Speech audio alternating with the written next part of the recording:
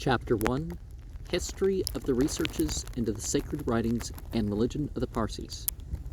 Part 1 The Reports of the Greeks, Romans, Armenians, and Muslimin.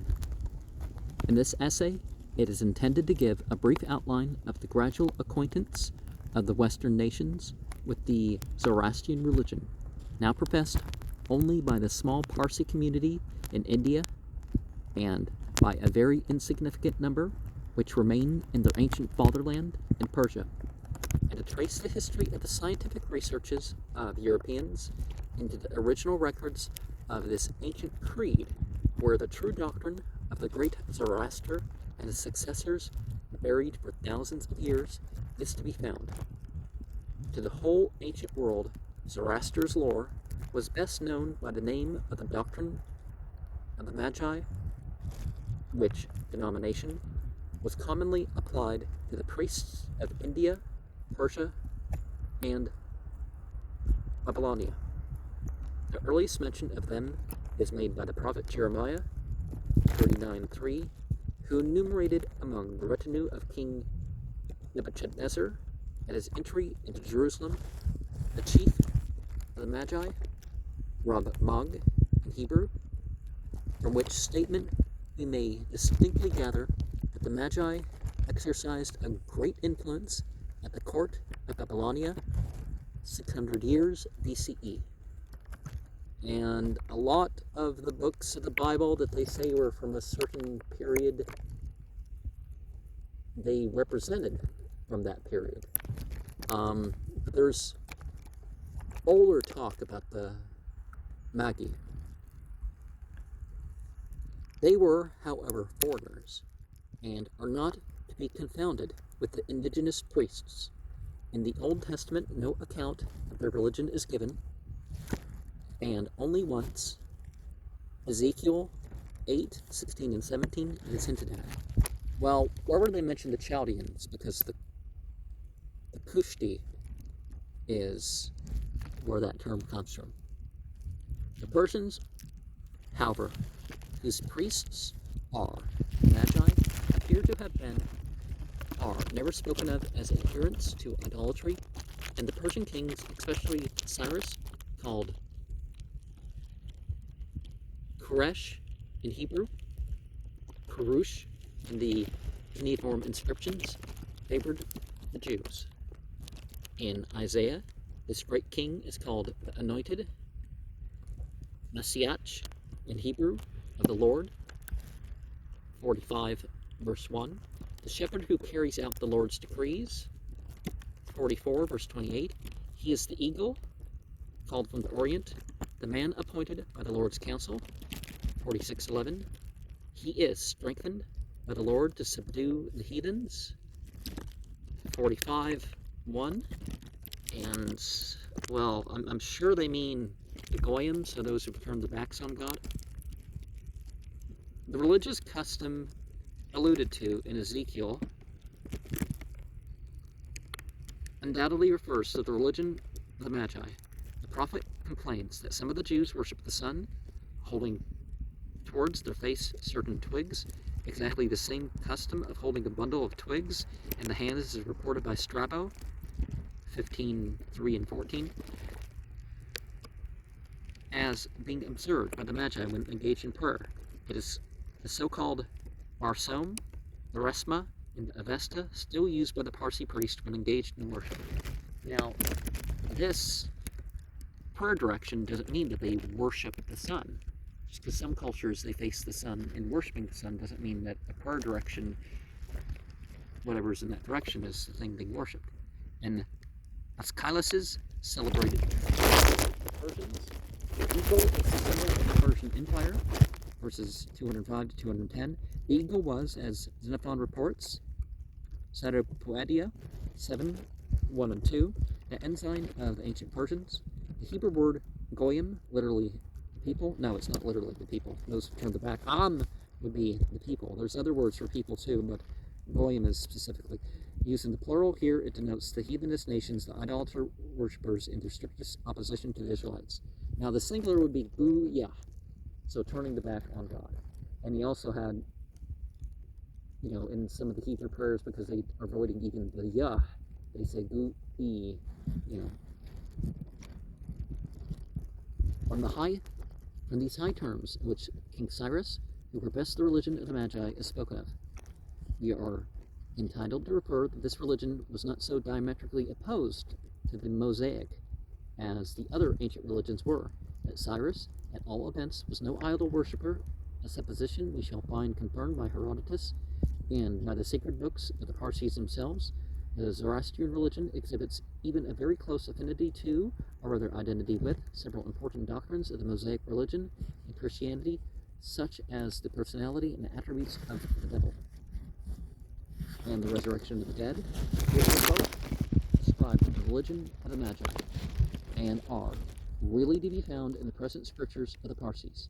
It is not ascertained whether these doctrines were borrowed by the Parsis from the Jews, or by the Jews from the Parsis. Well, the Jews probably left them out and then decided later to put them back in, right? Very likely neither is the case, and in both these religions, they seem to have sprung up independently. In the Zend Avesta, we are met with only two words, which can be traced to Semitic languages, neither of them referring to religious subjects. These are Tanura, an oven, and Hara, a mountain, found only in the Haro Berazaete, a high mountain considered to be the chief of all the mountains, preserved nowadays in the name Alborz. Tanura is evidently the same with the Hebrew Tanur, Genesis 15:17, Isaiah 31:9, an oven or furnace. Hara is identical with Har in Hebrew, a mountain. Well, the Persian origins of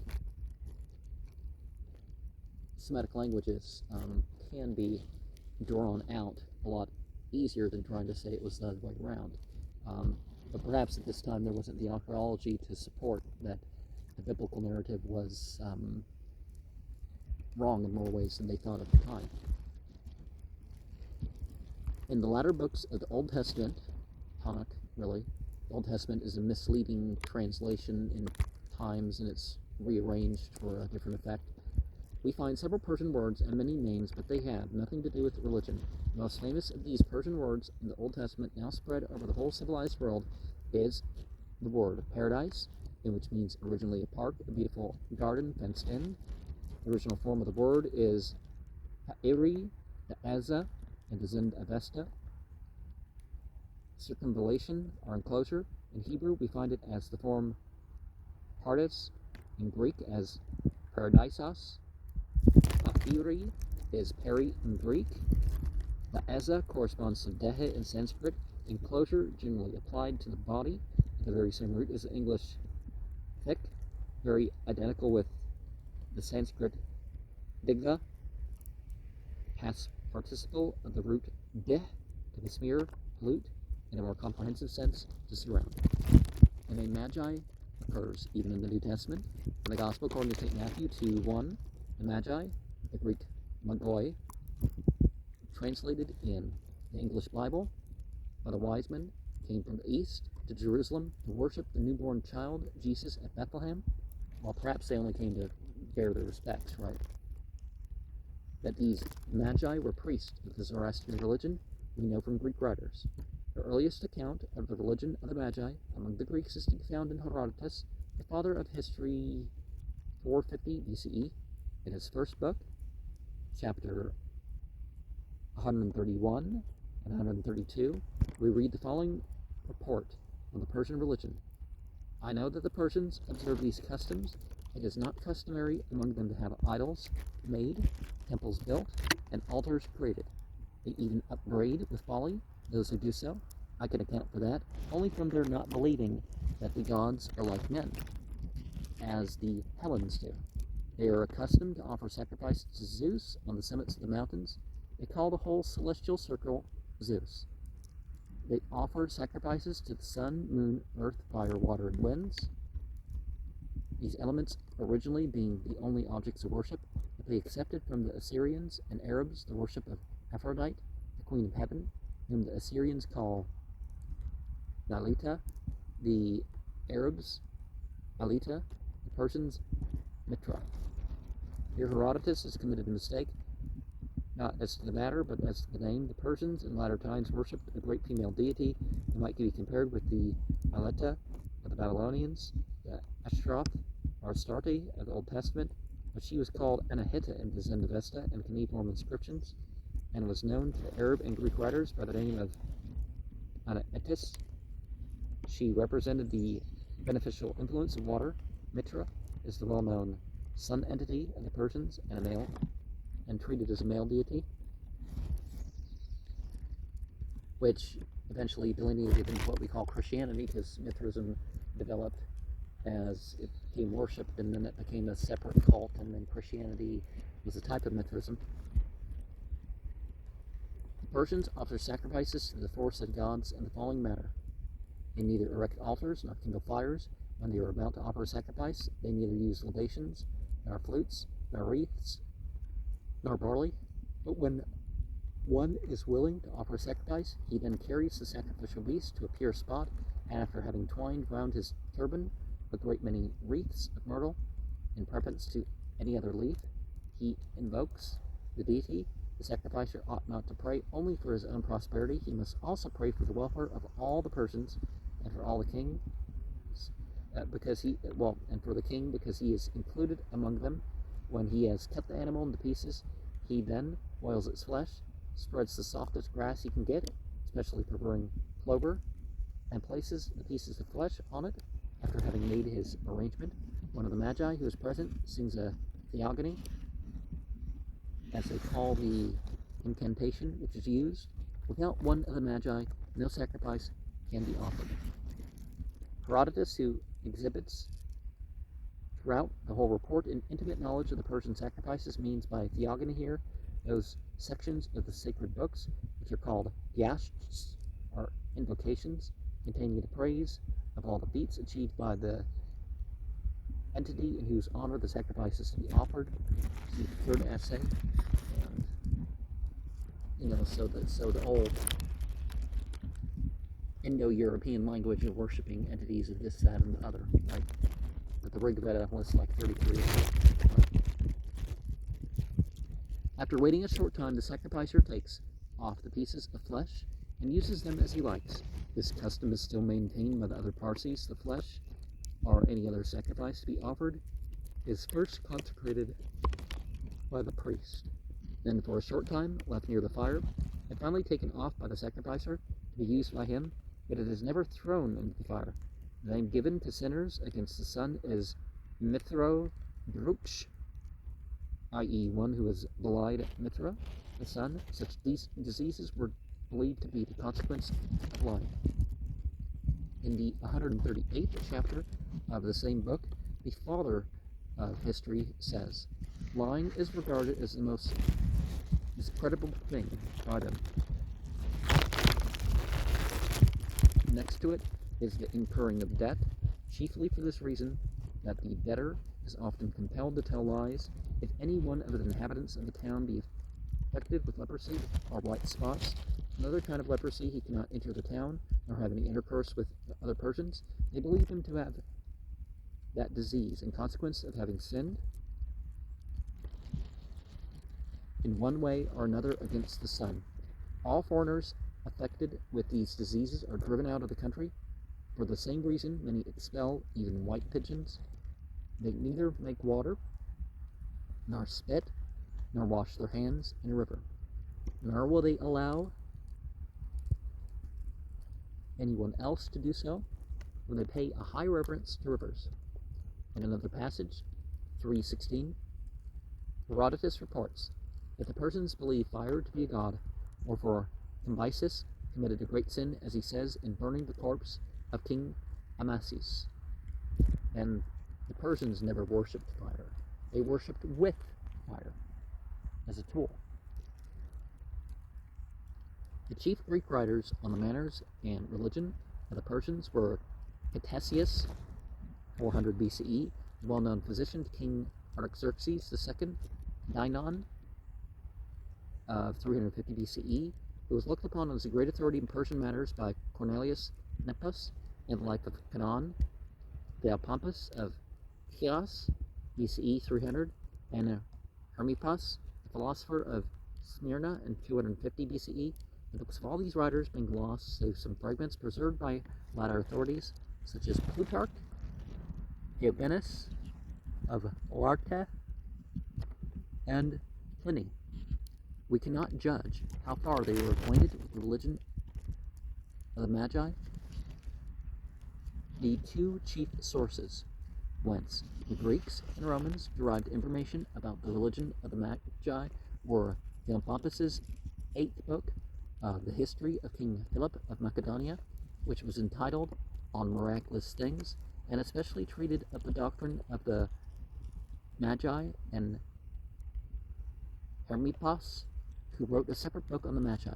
We are left without information whether or not Theopompus derived his statements on the lore of the Magi from his interaction with the Persian priests themselves, but Hermippos, who composed, besides his work on the Zoroastrian doctrine, biographies of lawgivers, the 7 sages of Greece, and so on, is reported by Pliny, Historia Naturalis 30, verse 2, to have made very laborious investigations in all the Zoroastrian books, which were said to comprise 2 millions of verses, and have stated the contents of each book separately. He therefore really seems to have had some knowledge of the sacred language and text of the Magi, for which reason the loss of his work is greatly to be regretted. It is not intended to produce all the reports on the Zoroastrian religion and customs to be met with in the ancient writers, but only to point out some of the most important. According to Diogenes of Larta, Proemim, chapter 6, Eudoxus and Aristotle stated that in the doctrine of the Magi, there were 2 powers opposed to each other, one representing the good god called Zeus, and Oromasdes, or Hormazd, and the other representing the devil, whose name was Hades, and Armenians, Angro Ma'enyush Ahraman. Of this chief doctrine of the Magi, Theopompus had given a further illustration. According to Plutarch, the Isid et Osirid and Diogenes of Larta, Proemium, chapter 9, he reported that Oromasdes ruled for 3,000 years alone, and Armenians for 3,000 more. After this period of 6,000 years had elapsed, they began to wage war against each other, one attempting to destroy the other, but finally he says, Armenius is to perish, mankind is to enjoy a blessed state of life. Men will neither be any more in need of food, nor will they cast shadows. The dead are to rise again. Men will be immortal, and everything is to exist in consequence of their prayers. A brief but full account of Zoroaster's doctrine is to be found in Plutarch's book on Isis and Osiris, chapter 46 and 47, which, being in detail, seems to have been borrowed from a writer who was actually acquainted with the original texts. The philosopher Hermippos, above mentioned, being the only scholar of antiquity who can be supposed with sufficient reason to have had a real knowledge of the sacred language of the Zendavesta, we may regard him as the author of Plutarch's statements. These are as follows. Oromasdes sprang out of the purest light, among all things perceived by the senses, that element most resembles him. Armenius sprang out of darkness, and is therefore of the same nature with it. Oromasdes, who resides as far beyond the sun as the sun is far from the earth, created 6 gods, the 6 Ameshaspentas, now Amshaspens, the archangels, the god of benevolence, Bahumano, good mind, now called Bahman, the god of truth, Asha Bahishta, or Arda Bahisht, the god of order, Kshathra Vairya, or Shahravar, the god of wisdom, Aramaete, or Isvendarmad, and the god of wealth and delight and beauty, Haurvatat, Ameratat,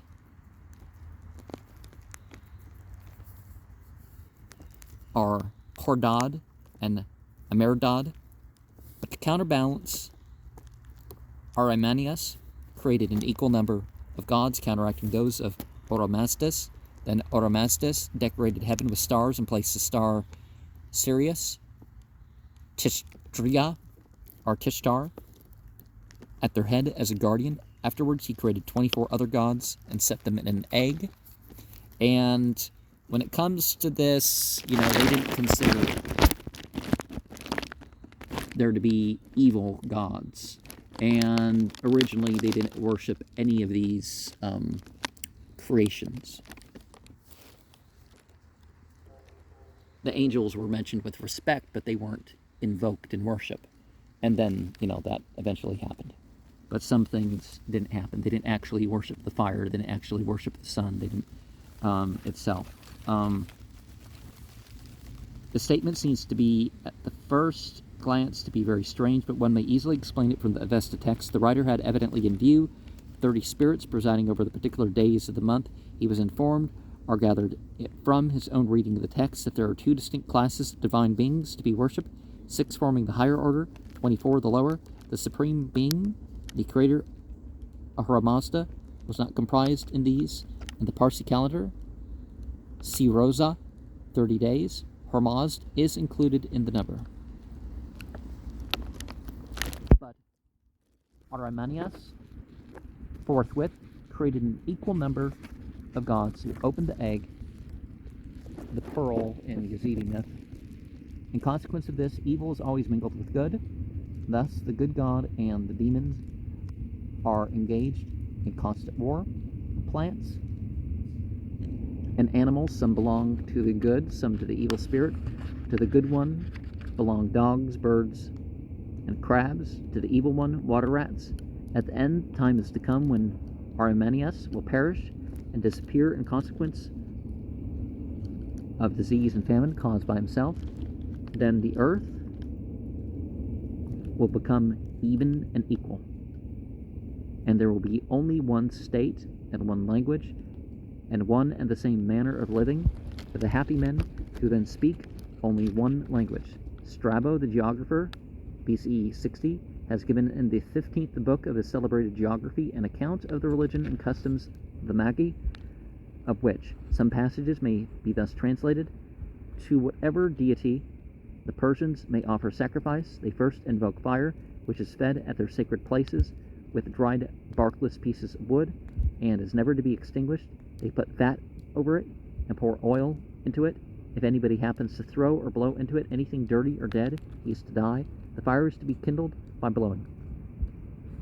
In another passage, 11:8 and 4, he enumerates as Persian duties Anaitis, Amenes, and Anadatis, or Anandates. Anaitis is Anahita, representing the celestial waters. Omanus is Mohumano, or Bachman. Anandats is Emeritat, spirit of the trees. Pausanias, the celebrated Greek traveler, 180 of the Common Era, has the following report on the fire worship of the Magi: 5:27-30. In the temples of the Persians, there is a room where ashes of another color and those being burnt on the altar are to be found. The 2 kinds of ashes mentioned here are those of the Dadaga, the Etio, the Tush, or the common hearth of the temple or any house, and of the Atashga, or the place for the sacred fire, which is fed with the greatest care by Tiara, the turban, the Hinnom. Etadana is meant a cloth used to cover the lids to prevent the sacred fire from being polluted. Pausanias, while describes here the divine service performed before the sacred fire, the observance is still maintained. To this room he first prepares, puts dry wood upon the altar, puts on the tiara, and then sings the invocation of the entity, reading it from a book in a language utterly unintelligible to the Greeks. The wood is to be ignited on the ashes without fire. and to flame up into a bright blaze.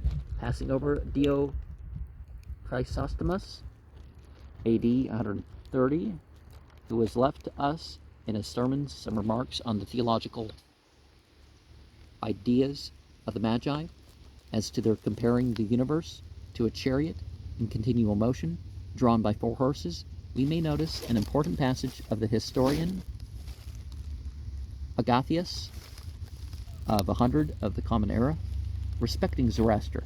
He says, 224, the present Persians almost entirely neglect the former customs, and have even changed them, and observe some strange and spurious usages, professing the doctrines of Zoroaster, the son of Ormasdes. Plato, Alcibiades 137, says the same, calling Zoroaster a son of Ormasdes, i.e. a Hormazd,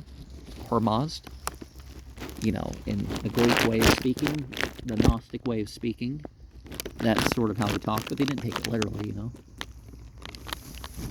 The time when Zoroaster of Zarades, he's called by both of these names, flourished and gave his laws, is not to be ascertained. The Persians nowadays simply say that he lived at the time of Hystaspes, but it is very doubtful, and the doubt cannot be solved whether this Hystaspes was the father of Darius or another Hystaspes.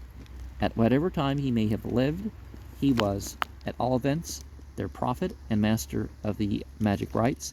After having changed the ancient form of worship, he introduced manifold and strange doctrines, for they, the Persians, formerly worshipped Zeus and Kronos, and all other gods celebrated by the Greeks, only under other names, as for example, they called Zeus, Bel, Hercules, Xanthus, Aphrodite, and Etis, and the others otherwise, as is reported by Parsis, Babylonian, and Athenocles, and Symmachus, who wrote on the most ancient history of the Syrians and Medes. In this report, true and false statements are mixed together. It is true that the religion of the Parsis is anterior to Zoroaster, was much nearer to that of the Greeks than after his time, but it is not true that the Persians at that time worshipped Bel, who was the chief god of the Babylonians and entirely unknown to the Zendavesta. Well, perhaps in another way, right? But it's started out as a monotheist thing, and then it, Before concluding this notice of the Greek records and proceeding to those of the Armenians and Muslimin, we may notice some passages of latter Greek writers who lived after Christ at the time of the Sasanians on the supposed primitive principles of Zoroastrian theology, which will be treated of fully in the last essay in this book. I have a book that actually shares the Greek of some of this. So, the first Greek writer who alludes to it is Damascius in his book on primitive principles, 125th, page 384. In Pop, he says, the Magi and the whole Aryan nation, by this name Demetes, are to be understood according to Herodotus. The original name was Arioi. Well, the 4 tribes of the Hindus and the one of the Persian were, the Aryans, Aryabhatra, and some other similar names. Ironbeg.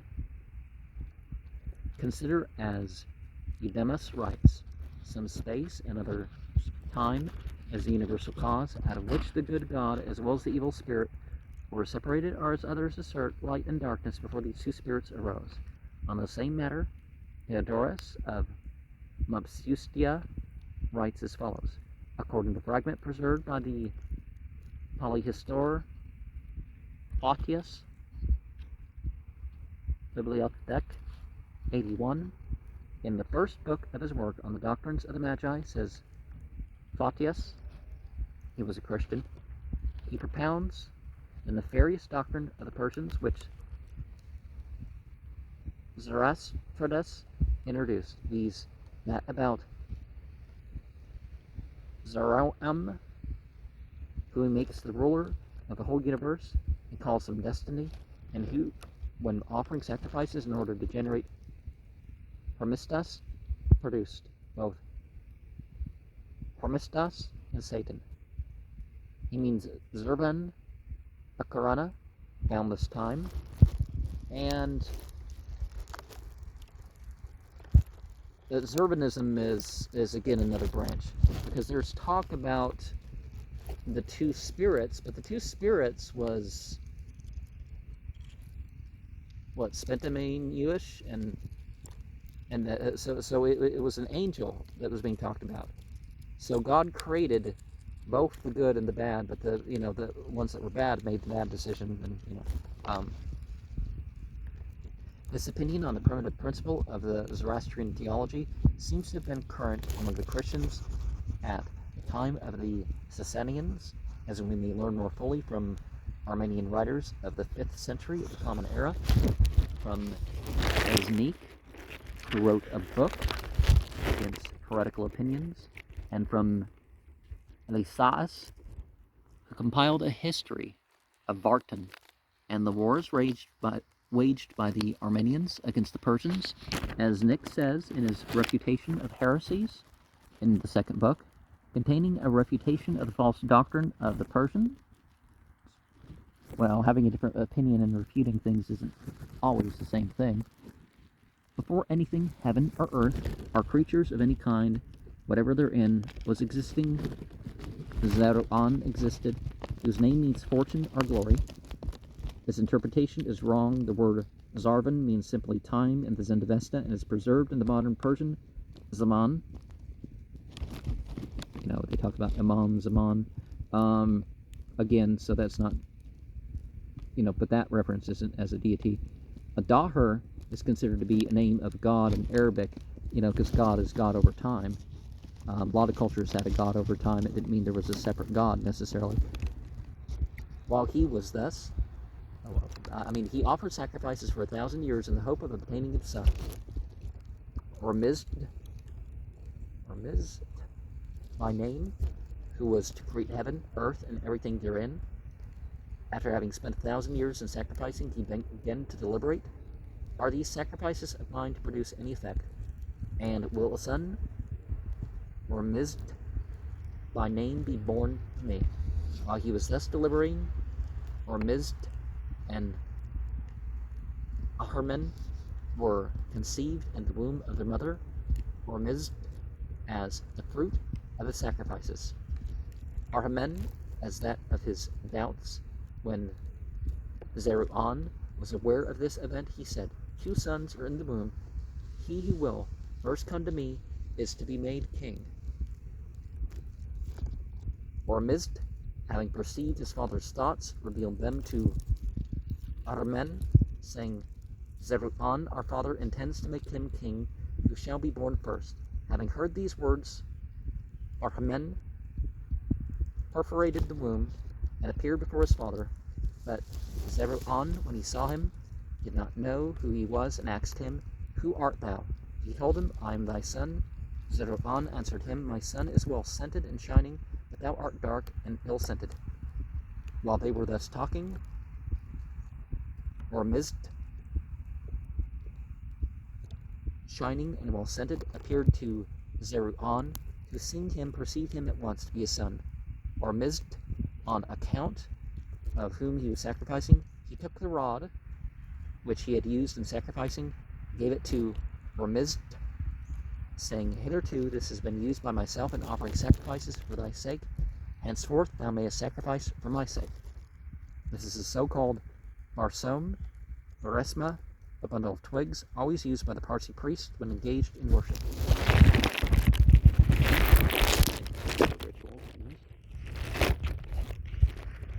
When Zeruan handed over his rod to Ormizd and blessed him, Ahermen approached him, saying, Hast thou not vowed to make that one of thy 2 sons king, who should first come to thee? Zeruan, in order to avoid breaking his vow, replied to Ahermen, O thou liar and evildoer, the empire is to be ceded to thee for 9,000 years, but I place Ormizd over thee as chief.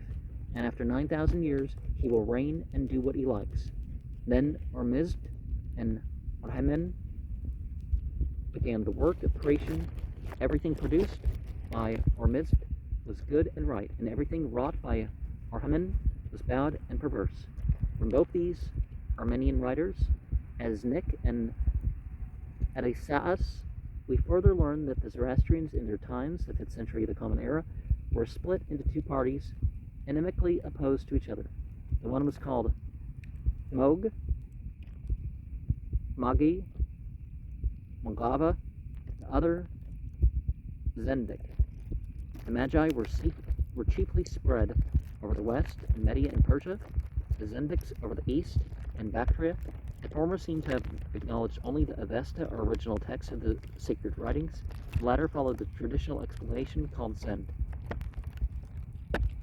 Passing on to the Muslim writers, who lived after the conquest of Persia by the Muslimin in 650.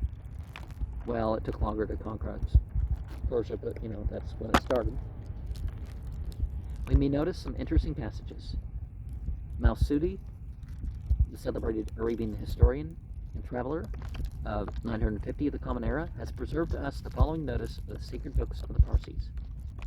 See Sohan in the Zeitschrift der Deutschen Morgenländischen Gesellschaft, volume 6, page 408 and 409, in regards to the Masudi. The first book made by Zarathustra was Avesta. The Persians not being able to understand it, Zarathustra made a commentary which they called Zend. Further, he made a commentary to this commentary and called it Pazend. After Zarathustra's death, the Persians made a commentary and an explanation of all the books just mentioned and called it Yazda.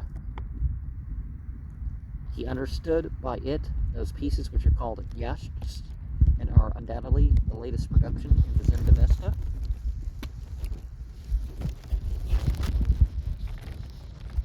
In another passage, he has the following remark on the origin of the word Zendik, i.e. heretic in Persian. The Zend being only a commentary on what was formerly revealed from heaven, viz. The Avesta, the Persians called anyone who put forward religious opinions opposed to the Avesta a Zendik, because he held his own interpretation of Zend against that of the Avesta. On Zoroaster's age, he remarks that according to the Magi, he lived 280 years before Alexander the Great, or about 610 BCE. That is, at the time of the Median king Cyaxares.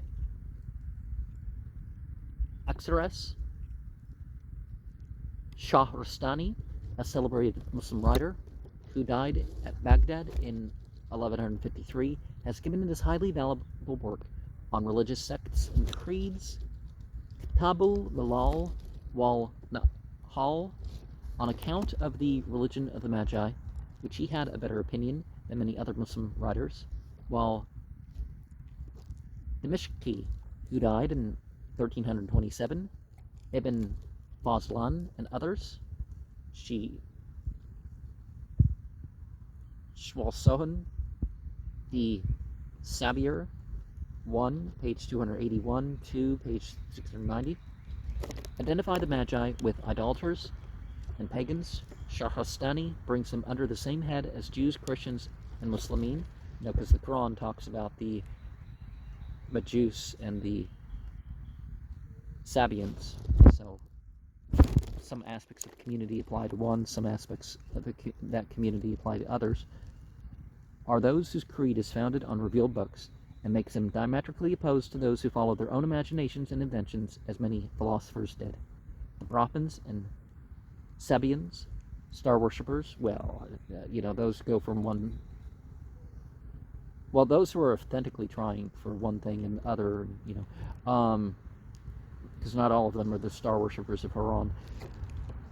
From his reports, we further learned that the Magi were split into several sects, which were very likely arose at the time of the Sasanians, such as the Mazdakias, who believe in the transmigration of souls, like the Brahmins and Buddhists, a doctrine which is altogether strange to the Zend Avesta, the Kayomarthia, who believe in a revelation made by God to the first man called Gayomard by the Parsis, corresponding to the Adam of the Bible. The Zervanites, who believe in Zarvan Akarana, i.e. boundless time, as the supreme deity, which doctrines being altogether strange to the ancient books were derived from other creeds. Zervanites, yeah, that might be better for us to think of than Zervanism, right? If it's an ism, it's usually not the real name. That's what we learned before. Before taking final leave of these Muslim writers, we may notice a peculiar circumstance which deserves attention in several Muslim writings, especially in vernacular Persian dictionaries. We find Zoroaster, or as he is there called Zaradusht, identified with Abraham, the patriarch.